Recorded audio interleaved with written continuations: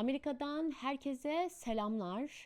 Bu hafta Minneapolis'te ICE kriziyle sarsılan Amerika'yı, Kongre bütçe kavgasını, Gazze'de yaşanan rehinelerle ilgili son gelişmeleri, Trump'ın gövde gösterisi haline getirdiği son konuşmalarını ve ekonomiyle ilgili çıkışını masaya yatıracağız. Üstüne bir de dev kış fırtınası eklendi. Hazırsanız bültenimize başlayalım.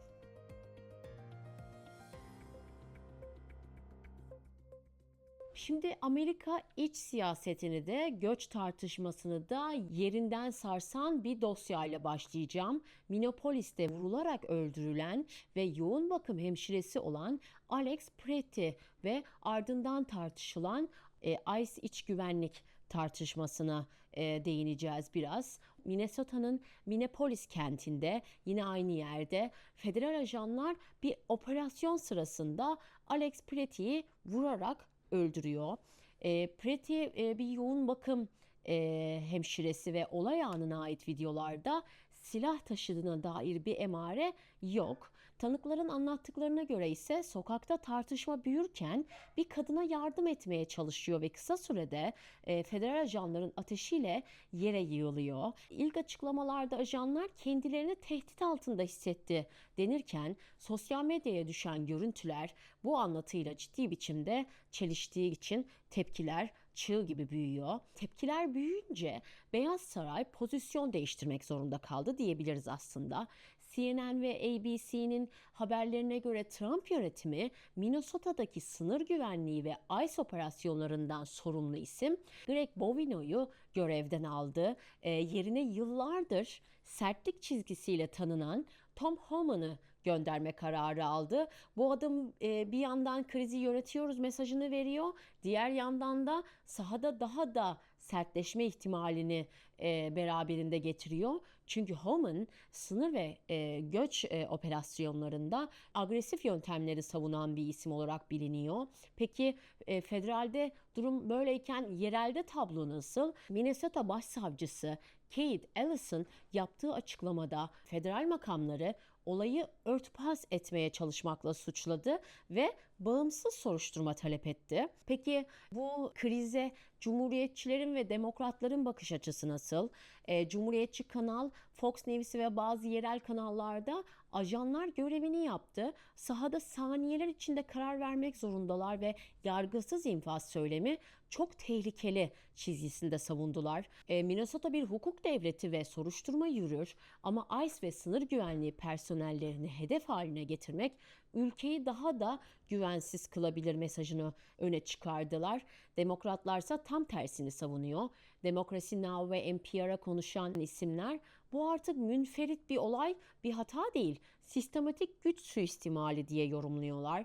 ICE ve Border Patrol'ün yetkilerinin kısıtlanmasını, eğitim ve denetim mekanizmalarının güçlenmesini istiyorlar. Özellikle Ellison gibi isimler bu izlediğimiz video Trump yönetiminin göç stratejisinin insani bedelini gösteren sembolik bir vaka diyerek sosyolojik bir yorum yapıyor. Peki bu dosya nerelere evrilebilir? Politika ve NPR'ın analizlerinde Alex Pretty dosyasının iki alanda risk taşıdığı vurgulanıyor. Birincisi Minneapolis'teki yerel protestoların diğer eyaletlere sıçrama ihtimali. İkincisi de Kongrede ICE ve iç güvenlik bütçesi tartışmalarını kilitleme potansiyeli. Eğer kongrede ICE bütçesi kısıtlanmalı mı yoksa tam tersine arttırılmalı mı sorusunda uzlaşma sağlanamazsa İç Güvenlik Bakanlığı'nı da içine alacak sınırlı bir hükümet kapanması senaryosu masaya gelebilir diyoruz ve ikinci haberimiz olan kongrenin kararına geçmek istiyorum. Amerika gündeminde ikinci başlık kongredeki bütçe kavgası ve bunun ICE sınır güvenliği üzerindeki sıkışmasından bahsedeceğiz. NPR ve Politico'nun haberlerine göre federal hükümetin kısmi kapanmasını önlemek için yürütülen bütçe görüşmeleri doğrudan ICE ve sınırlık güvenliği harcamalarına takılmış durumda. Peki ne tartışılıyor?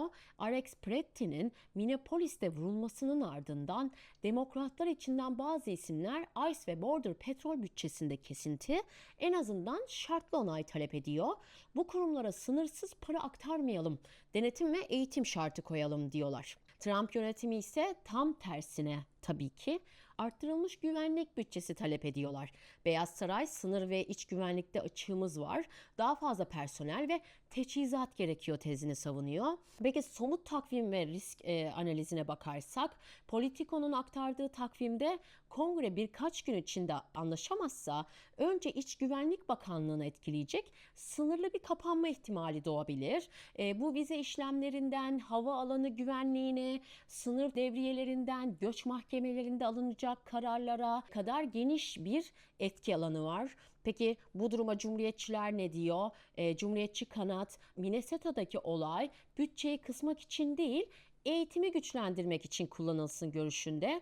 Temel argümanları şu şekilde: güvenlik kurumlarının bütçesini kesmek Minneapolis gibi olayları azaltmaz. Tam tersine sahadaki personeli daha da zor durumda bırakır. Şu anda sınırda da şehir içinde de baskı artmışken ICE ve Border Patrol'ün mali olarak gelirini azaltmak ya da zayıflatmak kartellere ve yasa dışı ağlara davetiye çıkarır diyorlar. Demokratlar bu argümana karşı ne diyor? Demokratlar da koşulsuz bütçe onayı hesap verebilirliği yok eder diyorlar ve NPR röportajlarında dile getirilen başlıca itirazlardan bahsedeceğim. Alex Pretti olayı bize bu kurumların nasıl denetimsiz kaldığını gösterdi ve bu bütçeye bağımsız gözetim, kamera şeffaflığı ve güç kullanımı eğitim şartları eklemeden evet demeyeceklerinin sinyalini verdiler.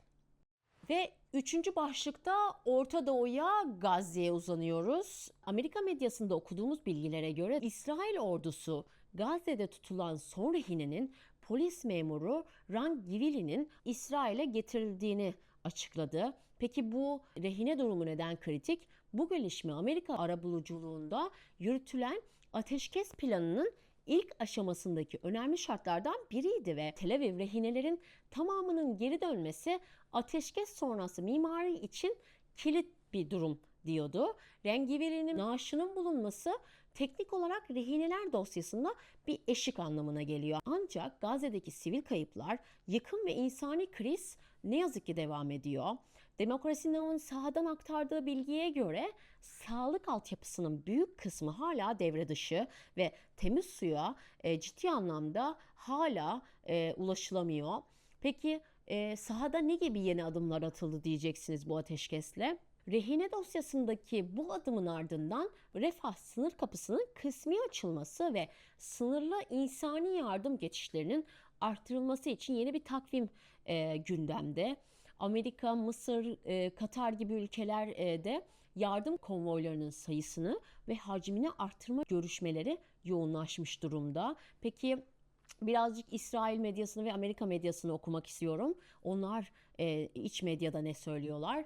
İsrail iç kamuoyunda rehineler geri geldi ama güvenlik garantisi hala yok diyen güçlü bir blok var. Sertlik yanlıları Gazze askeri açıdan tamamen etkisiz hale gelmeden gerçek güvenlikten bahsedemeyiz diyorlar. Daha merkezdeki isimler rehinelerin dönüşü sonrası siyasi çözüm penceresi açılmalı görüşündeler. Amerika iç siyasetinde Cumhuriyetçiler rehinelerin geri getirilmesini daha sert askeri baskının meyvesi olarak anlatıyor. Demokratlarsa rehineler dosyasını önemsiyor ve insani yardım ve siyasi çözümün aynı anda yürütülmesi gerektiğini vurguluyorlar. Açılışta da bahsettiğimiz gibi son zamanlarda Trump'ın yaptığı konuşmalar çok fazla gündemde.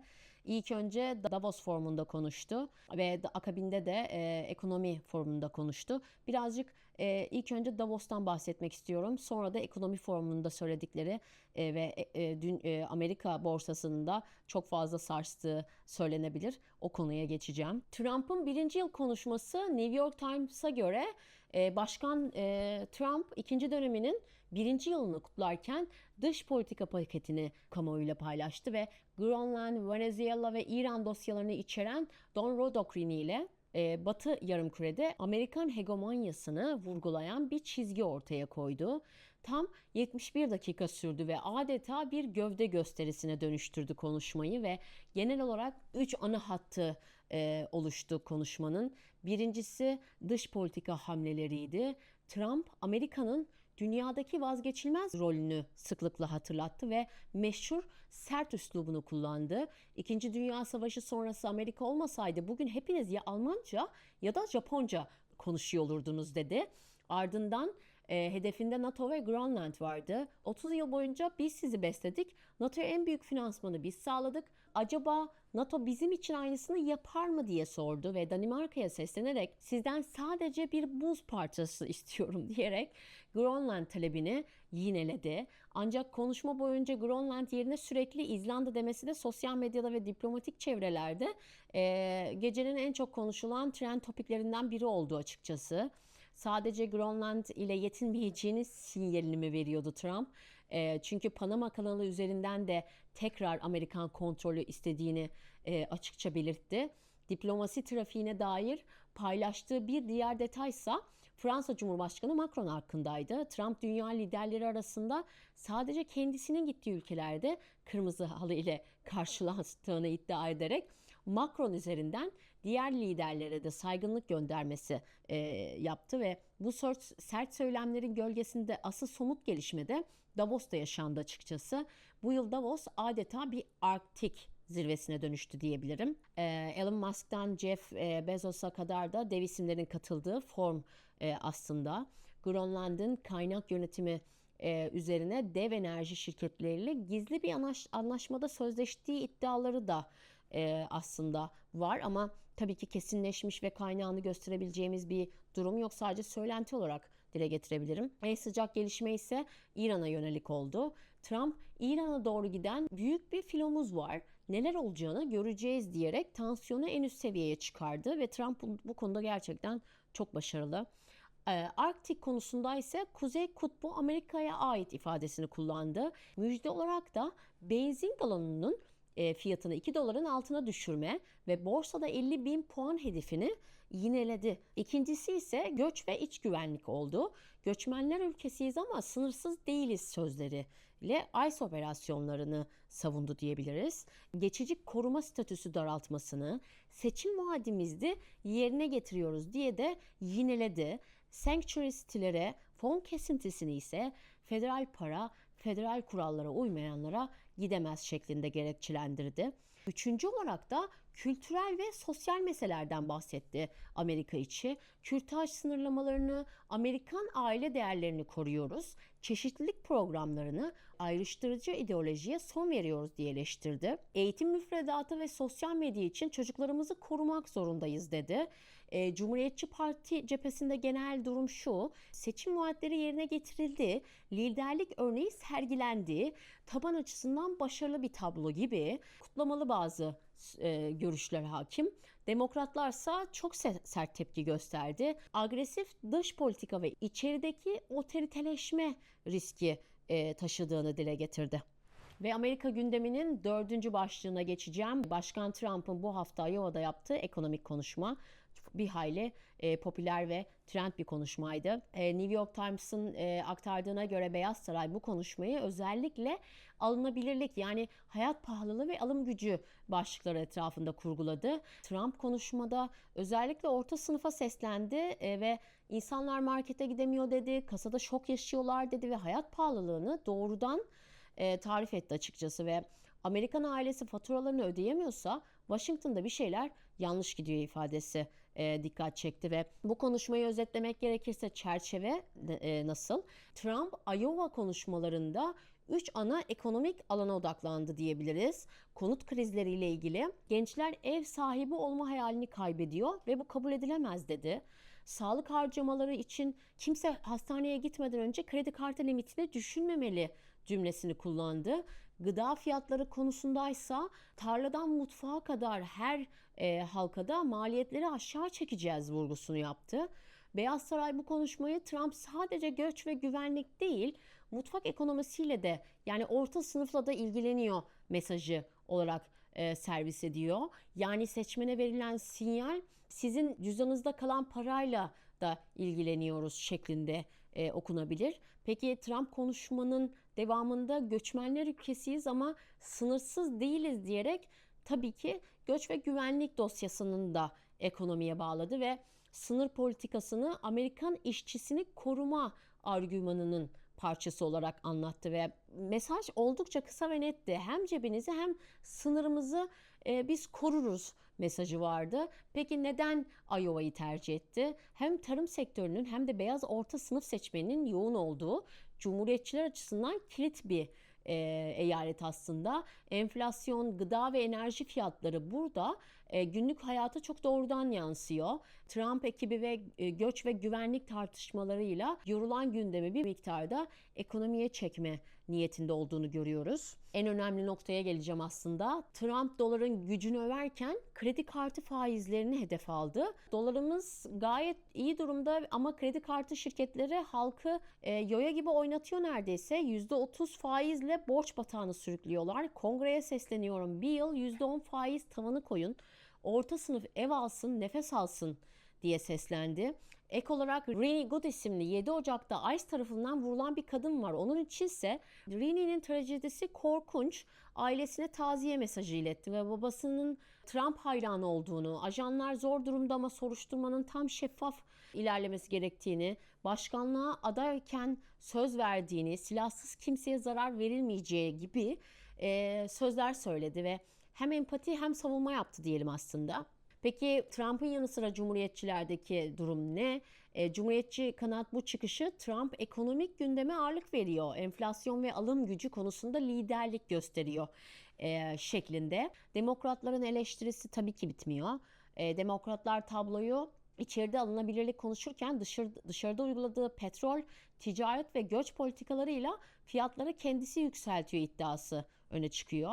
Özellikle ilerici kanat ICE operasyonları, Venezuela hamlesi ve İran gerilimi sürerken mutfak ekonomisi söylemini samimi bulmuyorlar ve bu çıkışı seçim odaklı bir imaj düzeltme, son yaşanılan ICE operasyonlarındaki sertleşmeyi yumuşatmak amacıyla düzeltme girişimi olarak okuyorlar. Trump'ın bu konuşmalarından sonra borsa ve sağlık şirketlerinin bir tepkisi var. Kimse hastaneye gitmeden önce kredi kartı limitini düşünmemeli dediği için sağlık sigortalarını hedefledi ve borsada derin bir tepkiye neden oldu. Özellikle United Health hissesi %19.6 düşerek 287.7 dolara geriledi. Dünkü kapanışı 351.64 dolardı.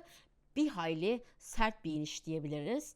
Trump'ın sağlık şirketlerini hedefleyen söylemleri etki oldu aslında ve borsada hemen tepkisini verdi.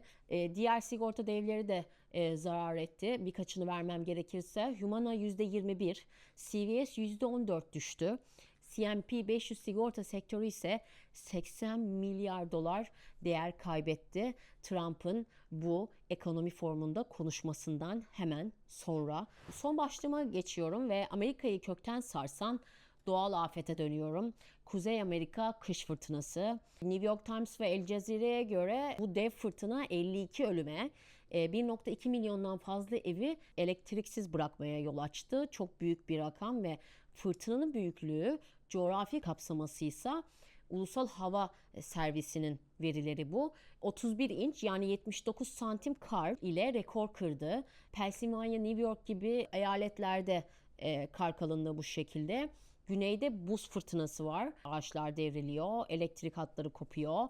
213 milyon kişi de, yani bu da aşağı yukarı Amerika nüfusunun %65'i bir şekilde etkileniyor diyebiliriz. 9200'den fazla uçuş iptal ediliyor. Delta, United ve American Airlines olmak üzere.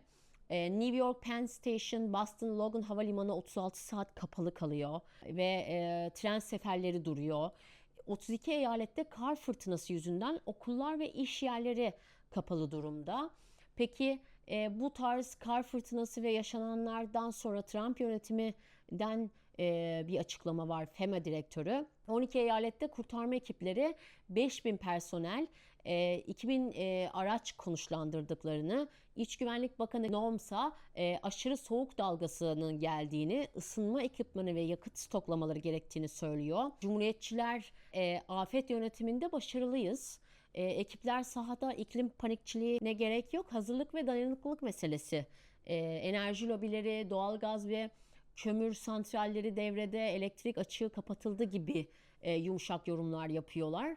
Kaliforniya valisi Gavin Newsom ise iklim değişikliği fırtınaları şiddetlendiriyor, federal hazırlık yetersiz kalıyor diye söylüyor ve Senatör Sheldon Whitehouse ise Paris Anlaşması'ndan çıkmak bu felaketi öngörülemez yaptı deyip Paris Anlaşması'ndan bahsediyor. Ve şöyle özetleyebiliriz. 2,8 milyar dolar ilk gün hasar tahmini, aşağı yukarı sigorta şirketlerinin açıkladığı detaylar. Amazon, UPS ve FedEx dağıtımında 48 saat gecikme yaşanıyor. Özetlemek gerekirse bu krizi hem insani hem de ekonomik maliyetle gündem olan bir konudan bahsediyoruz. Kuzey Amerika'yı vuran kış fırtınasıyla Trump yönetiminin afet testinde olduğunu da belirtelim. Minneapolis'ten Gazze'ye, bütçe kavgasından dış politikaya. Bu hafta Amerika'da tansiyon yüksek diyebiliriz. Gündemi sizler için özetlemeye çalıştım. Tekrar görüşmek üzere.